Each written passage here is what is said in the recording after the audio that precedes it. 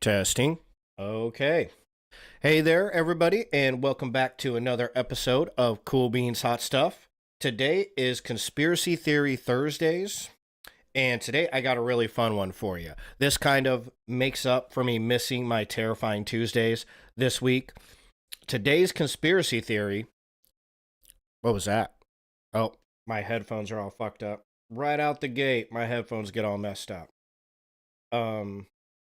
Oh, and I don't even have the case for them. So right out the gate, we're going to have to be right back because I got my case sitting upstairs. So give me a minute and I'll be right back.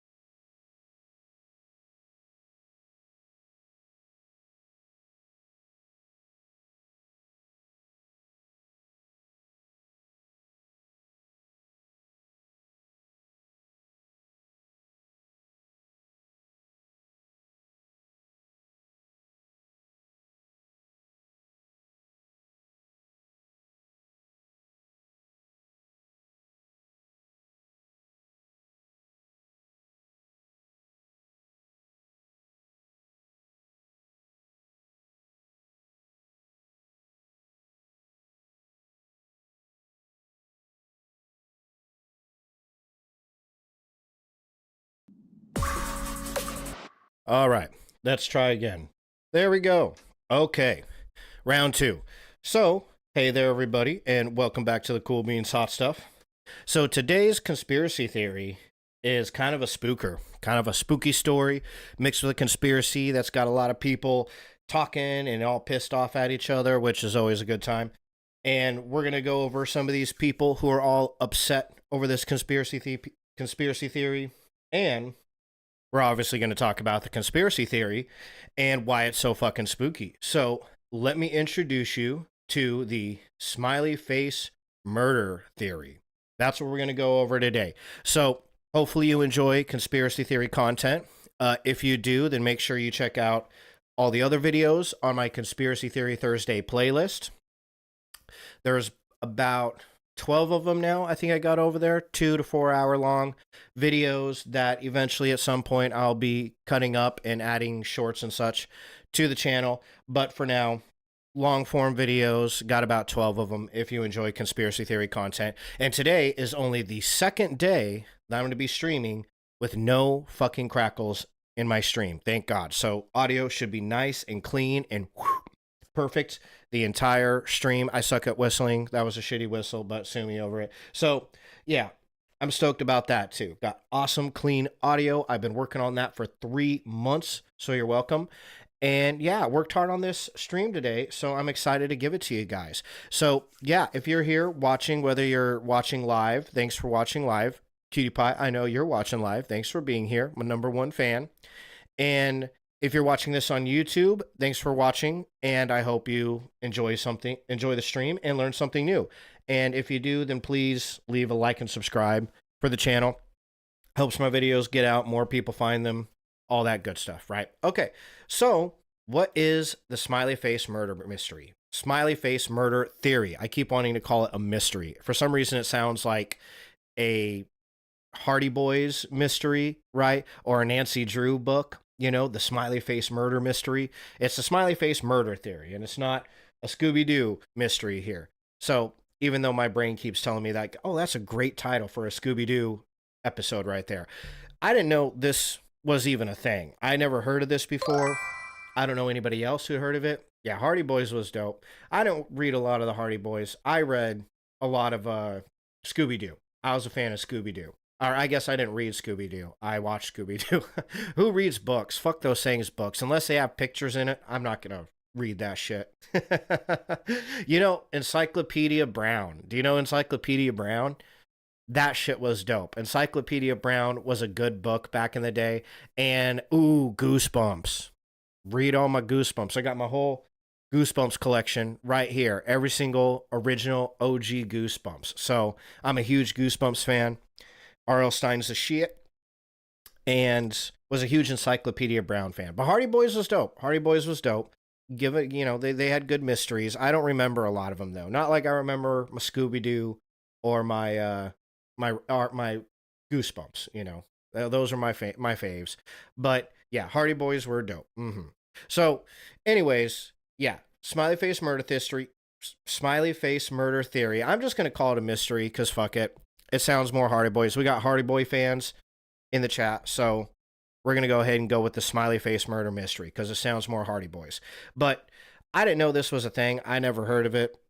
Nobody I knew had heard of it before. And then once I read about it, I was like, ooh, this would be a really cool conspiracy theory Thursday episode, right? So I got a whole lot of information compiled for you guys. And it's kind of funny because this month happened. I was like, a week, 2 weeks into it, and one day I go out into like the kitchen or whatever, and my cutie pie is wearing her rainbow LGBTQ shirt, and she's like, oh, happy Pride Month, and I was like, oh, fuck, it's Pride Month. I didn't realize that. And then it clicked to my head. I was like, oh, fuck, I didn't realize it was Men's Mental Health Month either. And I didn't do videos for like either of these two things. I need to like start paying attention to like this monthly shit and all these holidays and shit like this because I can like help me get some good video ideas, you know what I mean? And I didn't prepare anything for this month though. It's Men's Mental Health Awareness Month and Pride Month, and didn't have a single video ready for either of those two things. So I was like, well, you know what? Like I'll maybe put something together next month, or I'll think of a couple good ideas. I'm itching my balls. Sorry. Bitch. And I'm going to put together something for next month maybe, or maybe I'll just put something together and then keep it on the back burner for next year. And I'll do like a whole stream dedicated to the month, and I'll start, I'll get a calendar. I got a calendar now. I haven't looked at it yet, but I'll get a calendar and start, making videos, because it only makes sense. It's good business, right? And even my cutie pie was like, what are you doing? Like, come on, don't be stupid. And I was like, yeah, no, people are going to, if you have the Pride video or the men's health awareness video, whatever, you're going to bring more people in because it's in, posts all over social media and shit. So it just makes sense too. I need to start doing that. But funny enough, I was looking at my smiley face murder mystery stream last night, getting all the slides and everything together for you guys. And I realized, oh, this for kind of fits for Men's Mental Health Awareness Month. It's a serial killer theory about men, right? So it's about a whole bunch of young men who are getting serial killed. And I was like, well, that kind of fits, just in time for Men's Mental Health Awareness Month. Let's talk about a serial killer who serial kills men because that's a pretty rare thing. It's happened before, but it's pretty rare. Usually, serial killers are killing women or children.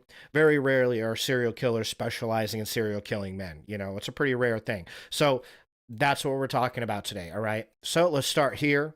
Inside the disturbing theory of the smiley face killer and the baffling deaths behind it. Okay.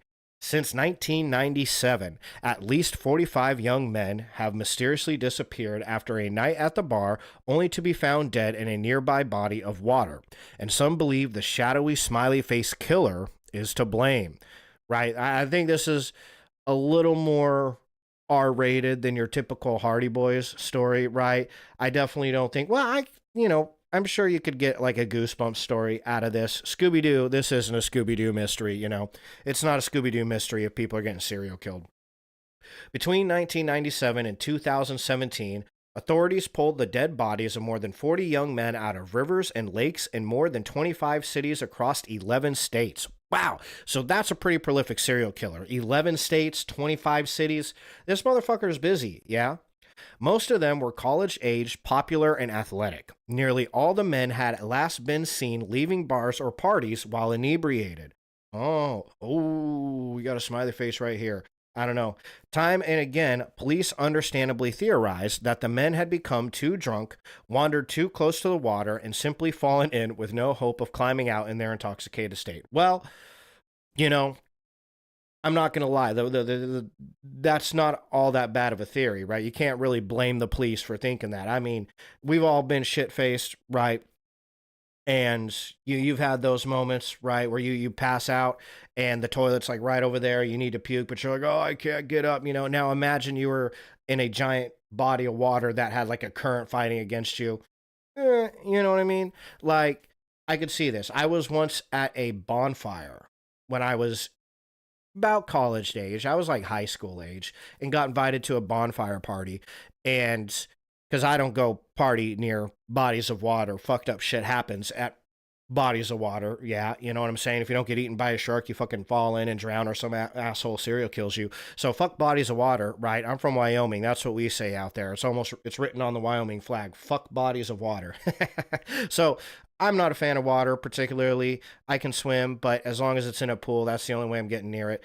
And chlorinated, got all the little kids peeing in it and shit. So I don't go anywhere near the water, but I'll go to a bonfire party. I went to a bonfire party when I was like 16, 17 years old, something like that. It couldn't have been 17 or 18 because couldn't have been 16 or 17 because I was on probation. So I had to have been like 15 or 18, somewhere around there.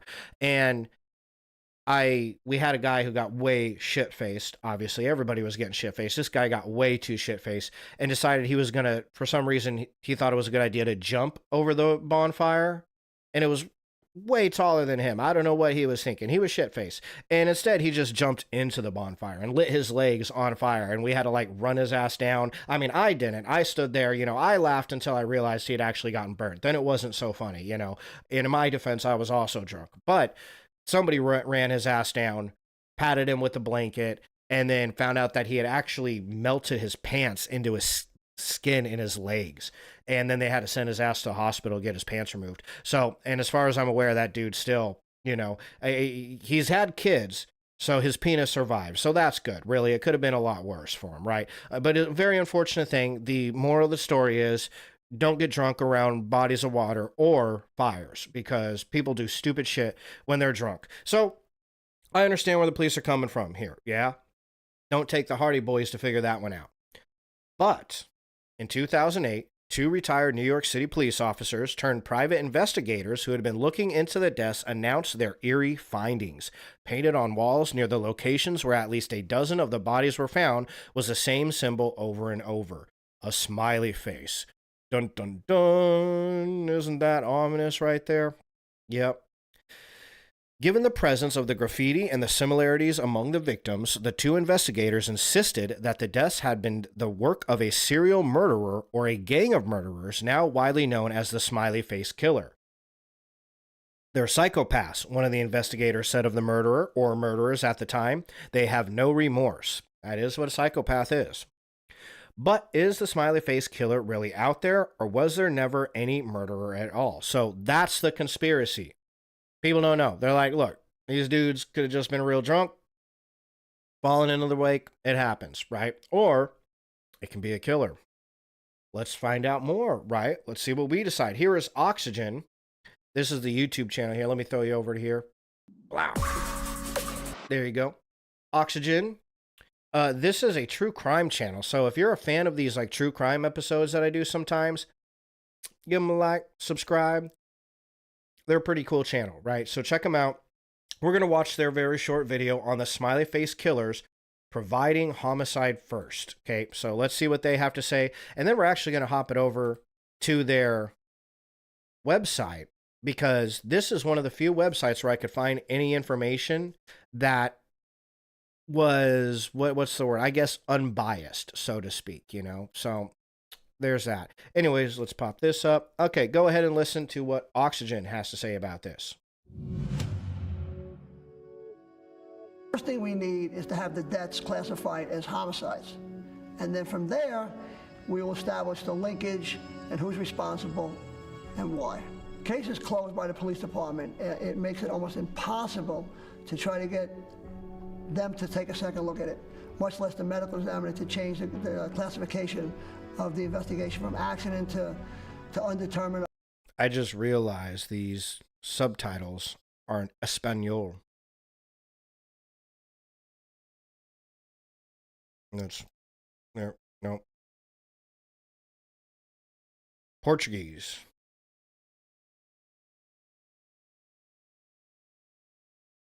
Let's go to English.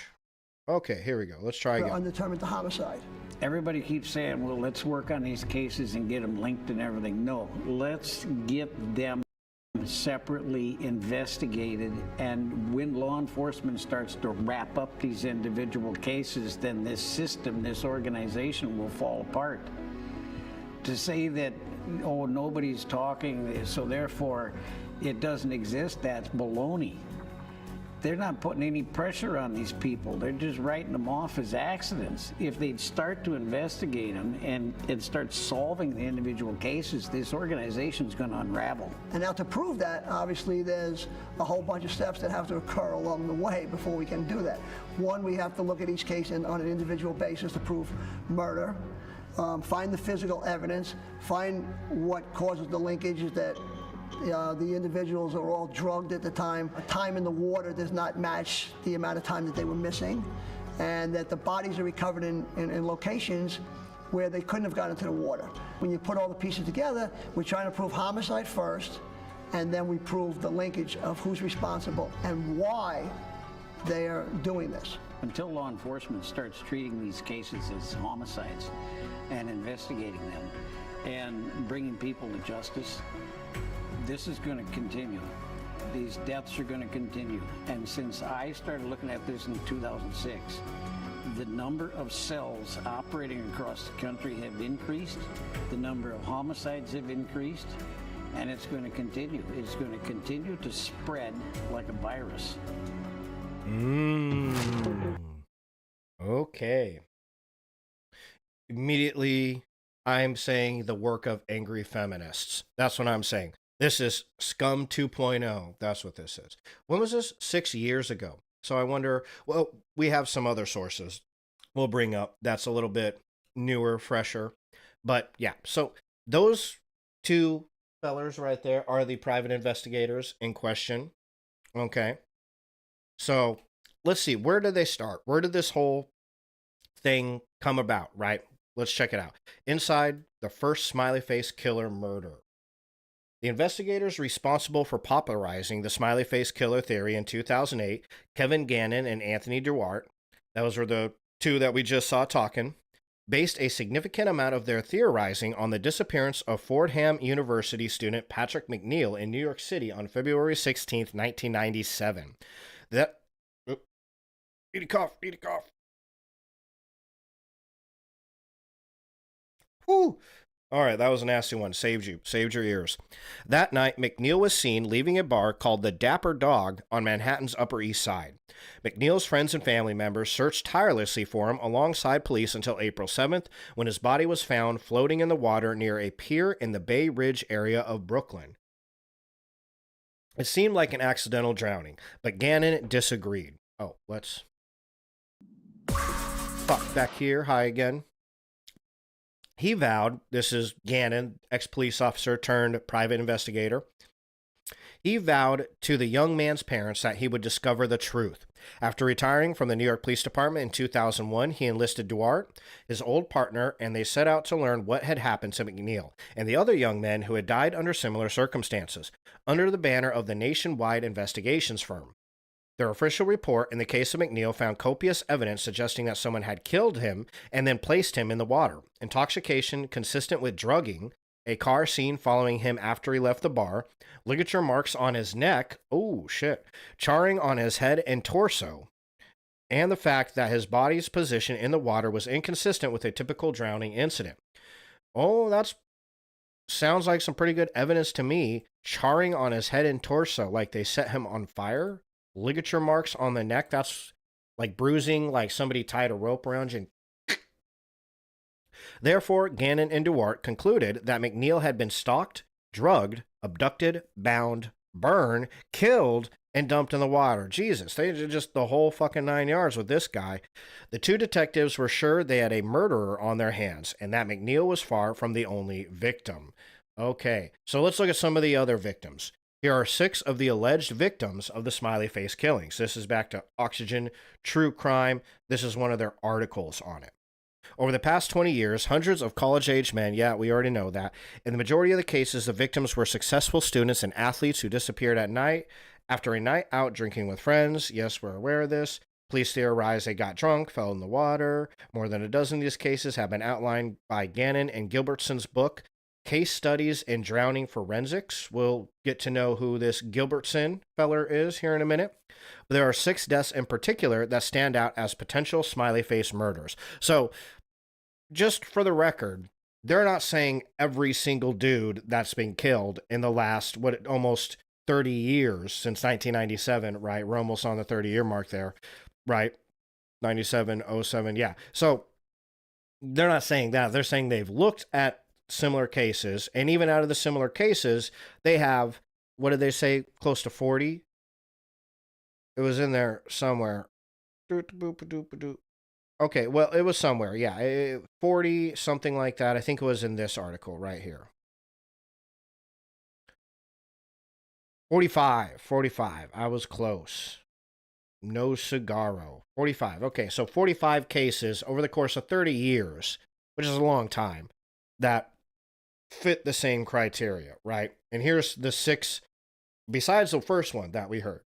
Because if that's all true with the ligature marks, I always want to say ligament marks, ligature marks, and the burning, that sounds like he was murdered, right? Like, that totally sounds like he was murdered. Nobody just, accidentally lights himself on fire and then accidentally strangles himself and then accidentally falls in the water. That's kind of a tough one, right? That's one of those Clinton suicides is what they call those. So let's look at these other 6. Dakota James. Guess we get no picture for Dakota. Dakota James was 23 years old when he went missing in Pittsburgh, Pennsylvania. On January 25th, 2017, around 11:30 p.m., James was walking back to his apartment after a night out drinking with friends and coworkers. He never made it home. Well, obviously, otherwise we wouldn't have been talking about him. The last known sighting of the Duquesne University graduate student. Gosh, since when do they make colleges so hard to pronounce? Duquesne? Let's just call it Duquesne University graduate student was caught on a surveillance camera in the downtown area. The footage captured James entering a dark alley, and that was the last time he was seen alive. Ooh. The following morning, James did not show up for work. His boss informed his family, who filed a missing persons report 72 hours later. James' parents hired a private investigator who organized a massive citywide search, which led to the discovery of James' body in the Ohio River in March 6, 2017, 40 days after he had disappeared. The Pittsburgh police theorized James fell into the river while crossing a bridge near the city center and drowned. They believed his body traveled for almost 10 miles and even went through a dam before its discovery. James' body, however, had almost no visible damage, which was highly suspicious because it had traveled through heavily trafficked water. A smiley face was found spray painted on an underpass near where James' body was discovered. Okay. Tommy Booth. Tommy Booth, 24, disappeared on January 19th, 2008, from a bar in Woodland, Pennsylvania. So he's in Pennsylvania. Dakota was in Pennsylvania, 2017, 2018. What was the first guy again? McNeil over here was 1997 in New York City. So all on the East Coast thus far. He had been celebrating a friend's 21st birthday with a group of friends. Surveillance footage captured Booth entering the bar where the celebration took place, but there was no video evidence of him leaving. Ooh, plot thickens. About 2 weeks after he went missing, Booth's body was found face down in a creek behind the bar. His death was ruled a probable drowning, and there were no signs of trauma. The area had been searched repeatedly in the weeks before his body was discovered, but no one had seen him. According to former detective Kevin Gannon and Dr. Lee Gilbertson, when Booth was found, his body was in full rigor mortis, which normally dissipates within 24 to 36 hours after death. Time discrepancy. This finding is inconsistent with the belief that Booth drowned the night he disappeared. Gannon and Gilbertson also noted the body appeared to have been staged. 3 sticks were strategically placed around his body, and there were shoe and drag marks in the soil. A smiley face was painted on a wall of the bar under a deck. Okay. And Lucas Homan on September 29th, 2006. Hey, that's my birthday. Poor guy died on my birthday. 21-year-old Lucas Homan vanished from La Crosse, Wisconsin. Okay, so Wisconsin. We're getting him closer to the Midwest. The day of his disappearance, Homan had been celebrating Oktoberfest with his friends. After a night of bar hopping, Homan headed home around 10 p.m. with a friend. Homan and his friend somehow got separated during their walk home, and his friend ended up at the ER detox with a head injury after being picked up by police. He told investigators he could not remember anything that happened that night. Woo, geesh. And then he eventually found himself murdered. So one guy gets bopped on the head and doesn't remember how, and this guy ends up getting killed. That's pretty crazy. Homan did not arrive for a golf outing the next day. Search dogs scoured the downtown area where Homan was last seen alive. According to police reports, one dog later hit on an SUV owned by a local band member who had played a show at the bar the night of Homan's disappearance, but the canine alert was inconclusive. Officials did not implicate the band member in Homan's death. The morning of October 2nd, Homan's body was found not far from the shore of the Mississippi River. His death was ruled an accidental drowning, and the autopsy report noted acute alcohol intoxication was a major contributing factor. According to Gannon and Gilbertson, Homan had various injuries on his head, hands, and arms, and they theorized that a mark on his forehead may have been a footprint that was the result of Homan being held down. Homan was the 8th accidental drowning case in the Cross over a 9-year period. A smiley face was found spray painted near where Homan's body was found. But they don't tell us exactly where. But 9th accidental drowning case in 8th in 9 years. Makes it seem a little more believable that he drowned. Todd Gibb. Todd Gibb was 22 years old when he went missing during the early hours of 2005, so all these are in the early 2000s, all at a bonfire party. Looks like you can even drown at a bonfire party in an orchard close to his home in Casanova, Michigan. He was reported missing later that day by his mother, and a massive manhunt ensued. The night of his disappearance, Gibb made several calls from his cell phone. One of them was to a friend who said they heard Gibb say, "I'm in a field," before the call dropped. Gibb's body was found 3 weeks later in a lake that had previously been searched. His death was ruled an undetermined drowning. Oddly, Gibb's head and shoulders were sticking out of the water as if he had gone for a swim. Gibb's remains also had very little signs of decomposition, which would have been present if he had died the day he went missing, 22 days before the recovery of his body.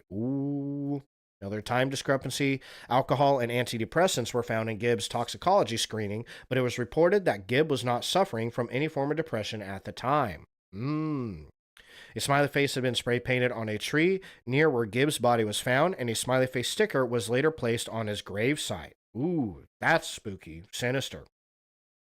Fuckers are visiting the gravesite. William Hurley, number 5. We had 6 of them. We're going through, right? Number 5. A Navy veteran, 24-year-old William Hurley, went missing after leaving a Bruins hockey game in Boston, Massachusetts. So we're back on the East Coast now. On October 8th, 2009, Hurley went to the game with 2 friends. Halfway through the game, Hurley called his fiancée, Claire Mahoney, pictured above, don't get the picture, and said he wanted to leave. Hurley walked outside while Mahoney drove to the stadium to pick him up. When she arrived, however, he was nowhere in sight. When Mahoney called Hurley to find out where he was waiting, Mahoney said he answered the phone, and she heard him ask someone where he was located. The man said 99 Nashua Street, and Hurley said his cell phone battery was going dead. Mahoney drove to the address, but Hurley was not there. She called him a second time, but his cell phone seemed to be out of battery. Mahoney said she drove around for an hour before returning home, thinking Hurley got another ride, and that when she got back, Hurley was still gone. She then reported Hurley missing, and various searches were conducted. 6 days after his disappearance, his body was found in the Charles River, close to where he asked Mahoney to pick him up. Investigators said there was no sign of foul play, and his death was ruled an undetermined drowning. Hurley's mother received a copy of the autopsy report and allowed a physician to analyze the report. She found out that her son had reportedly suffered blunt force trauma to the head, his eye socket, and behind his left leg. Ooh. GHB was also found in his system along with alcohol. Oh, well, that's no good. GHB and alcohol don't mix. We used to call that Georgia homeboys. That's the date rape drug. A smiley face was found painted near the river. Brian Welzian. Okay. And this is our last one of the 6.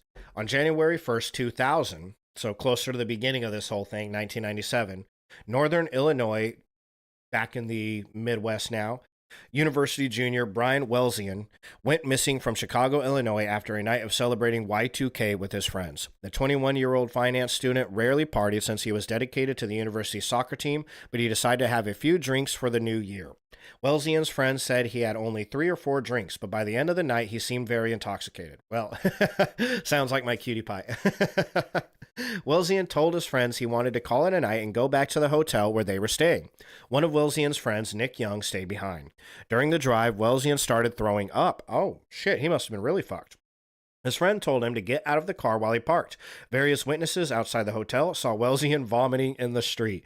His friends went up to their room and never saw Welzian again. When Young came back to the hotel around 4 a.m. and realized Welzian was not in their room, he searched the area outside the hotel. He could not find him and reported him missing around 1 p.m.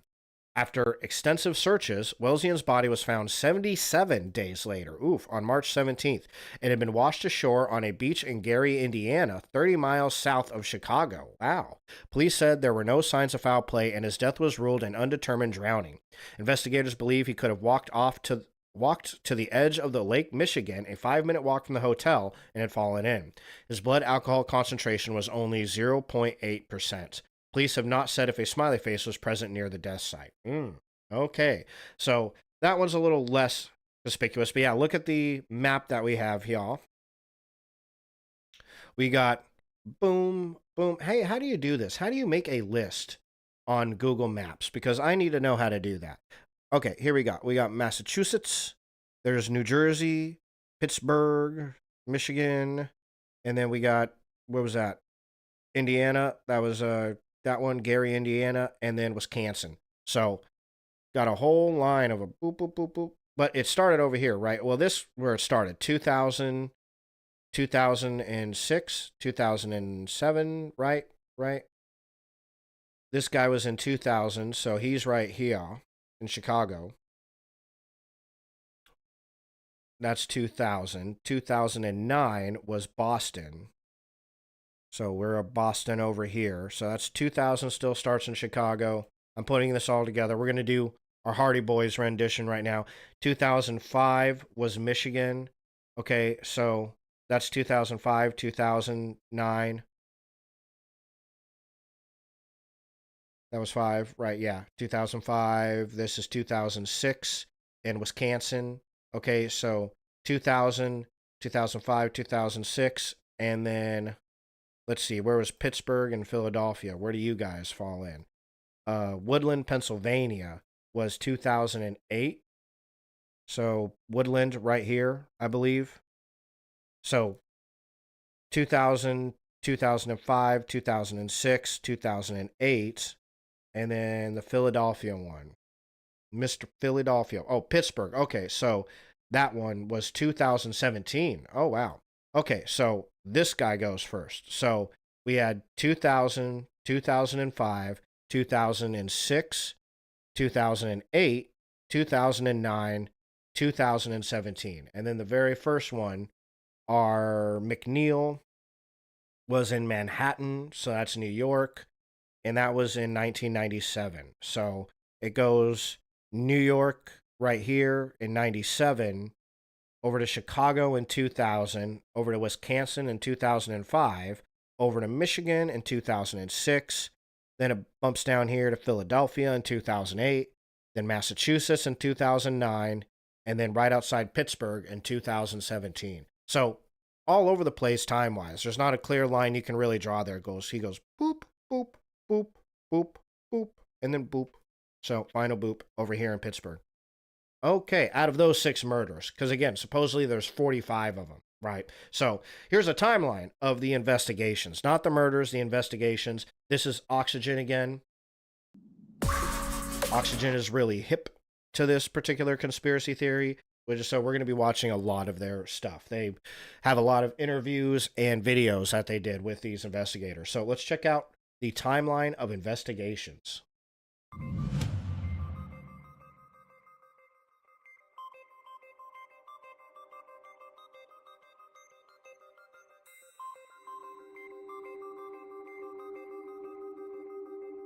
The drowning deaths of college-age men left an impression on Kevin Gannon, a retired New York Police Department detective who decided to investigate the cases further. But it wasn't the only mark left behind. Gannon and a team of investigators noticed smiley faces and other types of graffiti at some of the scenes where alleged victims were found or where they went missing. What we've determined is a well-structured, organized gang with cells in major cities across the United States who drug, abduct, hold the... God, that audio is worse than mine. I would take a crackle over that any day. And no subtitles neither. What a bummer. Victims for a period of time alive before they murdered them and then placed them into the water.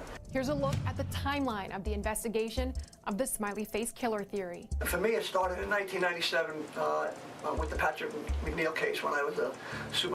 These are those same investigators, by the way. We already saw them in the other video. If they weren't recognizable, I recognize this guy's, they call that a Hollywoodian goatee, where it kind of doubles back along the chin. And then I like this guy's hair.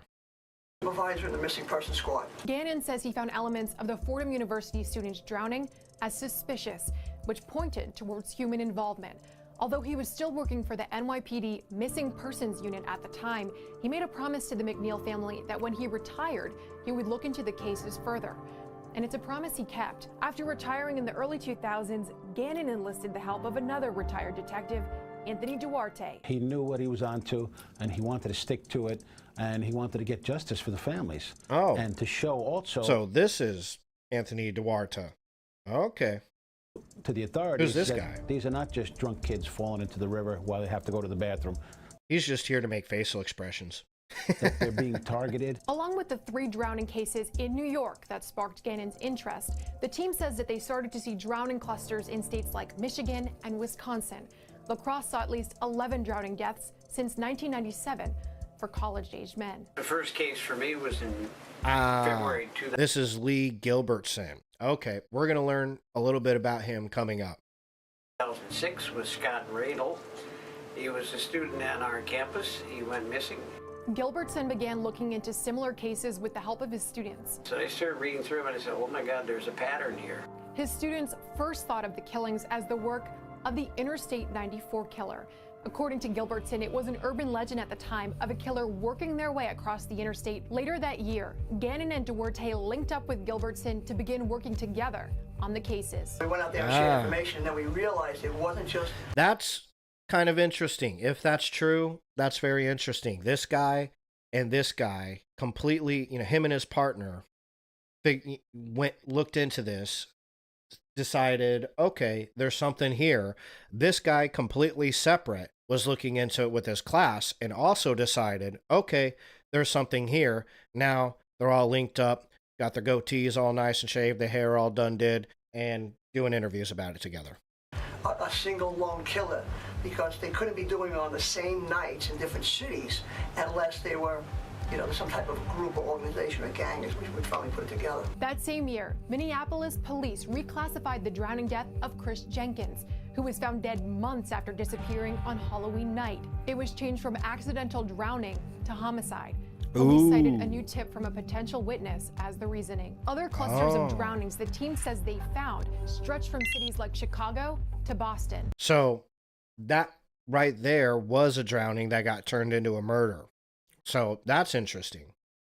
The victims, for the most part, except for the ones that went to school at Northwestern, the victims in Chicago are all from other cities where we have victims, like St. Cloud, East Lansing, and then it's when they came to Chicago to watch a sporting event or something like that, or celebrate New Year's, that's when they ended up victimized. With cases as recent as 2017, the team points to Pittsburgh, Pennsylvania as the latest cluster. Another retired NYPD detective, Mike Donovan, has also worked on the case with the team. We're hoping to get some that's type who of this pressure. guy is. Okay. See, I thought he was there to just raise his eyebrows and supply moral support, Maybe he was this guy's partner, right? To at least have these cases looked at again. If you want to learn more, watch Oxygen's true crime series, Smiley Face Killers: The Hunt for Justice, and stay with Oxygen.com for breaking crime news. Okay. There you go. Check out their series, their YouTube channel. They actually got a whole bunch of videos. We're not going to go over every single video they have on the smiley face killing theory because they got a lot. They just got way too many. And it's one of those things where if you like, I'm going to leave them a like. I'm already subscribed. Okay. If you like, you guys can check into it and see more of the videos that they got on it. But, another burp. Okay. Whew. Let's go back here. Hello again. So, yeah, there's some more information on it. Kind of, it's a very rough timeline, not like a bona fide year by year timeline, right? I didn't think they were really going to give us that because it's only a 4-minute long video, but there is some kind of timeline there, right? So, here, let's go back over Meow. We're going to look at a little bit more of the evidence for all of this. Evidence for and against the smiley face murders, right? So far, we've just been hearing about the theory by these retired law enforcement officers and this criminal justice feller, Gilbertson, hearing what they think the theory is. So far, the theory was that it was a serial killer. Then people get together, Gilbertson and the cops and everybody, the dude with the eyebrows and the facial expressions, they all get together, team up like proper Scooby-Doo, Hardy Boy style, and decide that it's potentially a cell or a gang of people who are going from city to city, and they're finding the potential murders in clusters, supposedly. Okay. But some people aren't convinced of this, right? This isn't like a bona fide fact, obviously, or otherwise we wouldn't be talking about it, at least not in the form of a conspiracy theory. It would go on my conspiracy theories that ended up being true video, right? Which I'm going to be doing next Thursday. So tune into that. But let's go ahead and hear some evidence for, add to what we already have, and then hear some of the evidence against, which we'll be hearing from some other people who believe that this is not the case, right? Anyways, so while Gannon and Duarte turned up a wealth of disturbing details over the years, the fact remains that the theory of the smiley face killer has been widely discredited. Ooh, okay. This is all that is interesting.com. The police departments involved do not officially treat these deaths as part of a serial killer investigation. Law enforcement aside, the Minneapolis nonprofit Center for Homicide Research released a thorough report on the smiley face killer theory in 2010 that thoroughly debunked this idea. Let's click on this. Look at that. Big long report. We will go over that here a little later because I got something towards the end of the video that kind of works with that. So we'll go over that here in a little bit. In addition to citing law enforcement and criminal justice experts who believe there's no serial killer, the researchers investigated the cases themselves. They came up with a list of 18 reasons why they're sure there's no smiley face killer. That's what we're going to go over here at the end. According to CHR, most of the victims display no evidence of physical trauma or drugging, while the circumstances did indeed suggest accidental drowning. Moreover, they point to the absence of motive or any hard evidence actually linking the deaths. Okay, as for the smiley faces, the researchers state that they're not consistent with each other. Were never proven to have been made around the times of the deaths. That's a good point. Just because there's a smiley face there doesn't mean somebody just did it, right? And you should God damn it. I need to get an interface with the cough button on it, right? But you, in some circumstances, you would think that would be kind of easy to prove, right? Fresh paint versus old paint. That was something you would look at, yeah. So that's a good point. They were never proven to have been made around the times of the deaths and don't reliably occur within close proximity to the death scenes. Okay, notice when we were kind of talking about those 6 people that were killed, one of them didn't even have a smiley face on scene. And the other 5, they didn't really indicate how close it was to the scene of death, right? You know? Experts also say that Sinsinawa is a Native American word meaning rattlesnake that often appears in graffiti across the Midwest. I'm not sure what that has to do with anything. Sinsinawa. Where did that come into play? What did we miss? We didn't read this because it wasn't worthwhile. Or I didn't think it was. Yeah, we read all that. Oh. Okay. Here we go. Sinsinawa. I just saw the word. Duarte told CNN in 2008 that the killer was likely the opposite. Not smart, someone not good in school, maybe doesn't have a job, and is not popular. And lashed out by drugging and murdering the men before dumping their bodies in the water. Okay. Gotcha. So it could still be a feminist. Just kidding. Just kidding. In addition to killing their victims, the smiley face killer was believed to have left their signature behind at the scene. Perhaps they were signing their work, as it were, or taunting police. However, any other significance of the symbol remains unclear, as does the explanation for the occasional appearance of the word Sinsinawa at some of the death scenes. Okay, well, that's where it popped up, I guess. Sinsinawa. My mistake. Glanced over it. It happens. However, Gannon and Duarte have stood by their theory, insisting that the cases are linked and that the smiley face killer is still at large. But if the CHR is correct and there is no killer, then why are people so willing to believe there is? As the researchers wrote in their paper, throughout history, society has always needed to produce monsters to help explain the unexplainable. Well, I mean, that's fair. That does happen. Again, this all does sound pretty explainable to me. Guys get drunk, fall in the river. I'm sure that a lot of these guys did probably get murdered, just not by the same person. That's something to consider too, you know. So here, we can exit out of that. And we don't need this anymore either. So here's 5 theories about who is responsible for the smiley face killings, right? So we got 5 theories here that come from these police officers. Then we're going to dive, I think we got a little bit more. We're going to go to this Nick Crowley feller right here, and he's going to give us some extra stats on it. We're going to read a little bit about Mr. Lee Gilbertson here, and then we're going to dive into some more theories for and against, right? But let's look into some theories about who the smiley face killers might be, assuming there is a smiley face killer. So we don't need to go over that. Already did that. Let's see. According to Duarte, the killers, yeah, smiley face symbols, yada, yada, yada. Okay, so notice that this Oxygen True Crime doesn't say anything about the Sinsinawa word. None of their reports on this or their videos say anything about Sinsinawa. You know, I do have other sources that will pop up to see if they mention it, but as of yet, they're the only all that is interesting was the only webpage that said anything about Sinsinawa. Theory one, serial killer. Aside from the fact that victims disappeared after a night of drinking with friends and were later found dead in a body of water. The young men themselves also shared many similarities. According to Gannon and Duarte, they were all athletic, well-liked, and successful students who were likely targeted because of these traits. Duarte told CNN the serial killer would be the opposite of his or her victims. We already went over that. Group of serial killers.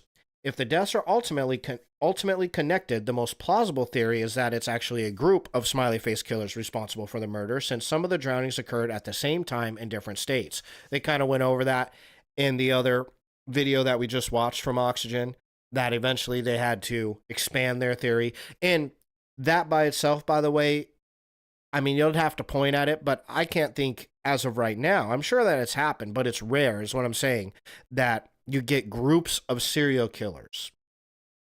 That's rare. That's not a common occurrence, right? So, but, you know, I'm sure it still happened if you look into it. Just it's not the commonality. That's not the norm, right? That you have giant groups of cells of people killing, you know, any one particular type of people like this, you know, and this for no reason at all, it kind of seems like, because they're jealous. You know, you got to think that. The Duarte told CNN that this is more likely someone who's not smart, not good in school, and maybe doesn't have a job and isn't popular. You know, as far as not smart goes, they have been doing this, according to him, for 35 years and haven't gotten caught. Okay, not a lot of serial killers have that kind of a streak. So I don't know if you could say they're not smart.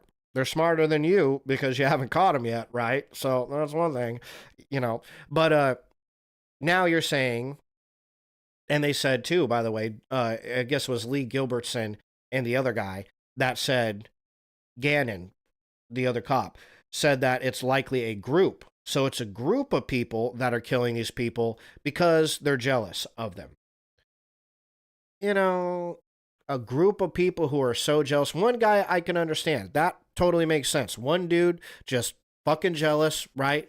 He saw these kids, he saw their muscles, he saw their awesome Dragon Ball Z t-shirt, and he said, I need to kill these sons of bitches because they're just too sexy. And I'm not sexy, so I'm going to kill these motherfuckers. You know, okay, fine. That does happen. But a whole group of people that feel that way? I don't know. It's so widespread. We have so many different victims in so many different areas, Duarte told CNN. It would, in my view, be impossible to be one person. Okay, so there's the same guy who told CNN that it's likely somebody who is not intelligent, not good in school, doesn't have a job, and is unpopular, now telling CNN it's likely a group of these people. I have a hard time believing that it's a group of idiots. Not to say that idiots don't group. They are. Idiots are herd animals, if you've ever seen one, right? If I've ever heard of one, an idiot would be your exemplar of a herd animal. But I have a hard time believing that a group of stupid people decided that smart person over there pisses me off. Let's just kill a whole bunch of them. But, you know, stranger things have happened, yeah. Some believe the killers have created multiple cells throughout the U.S. that follow one leader or core group. So we're on like full Project Mayhem Fight Club status right here, right? Interesting. Number 3 could be gang initiations. Ooh, now the theories are getting interesting. Another theory that hinges on multiple murderers is that the killings are a gang initiation. In order to join the Smiley Face Gang, okay, you had me right until you named it the fucking Smiley Face Gang. Which, hey, look, I guess I shouldn't speak so soon, okay? Because, I mean, when I worked for the detention center, we had a list of gangs that we had to know about. I think it's the Big Motherfucking Gorilla Gang. Yes, that is the name of a prison gang. Black Gorilla Family. That's it. The Black Gorilla Family. Excuse me, all to hell. The Black Gorilla Family. The Untouchable Gorilla Stone. The Untouchable Gorilla Stone Nation Gang. Yes, that is the name of an actual prison gang. The Untouchable Gorilla Stone Nation Gang. And they actually changed their name to Black Gorilla Family. So you got the Black Gorilla Family, the Untouchable Gorilla Stone Nation Gang. You got the Nazi Lowriders. That's the name of a gang, the Nazi Lowriders. They are Hispanic Nazis. So that's a thing. And, you know, so, okay, fine. You know, what's the name? There's like prison gang called like the Feisty Doritos or something like that. Prison gang, Feisty Fajitas or something to that effect. South Texas Fajita Bandit. No, that's not it, but that's hilarious. The Fajita Heist. Oh, come on. What was it? It was like spicy Doritos or feisty fajitas or something like that. Barrio Azteca. No, that's not it. The Black Gorilla Family. Dead Man Incorporated. The Texas Mexican Mafia. No, that's not it.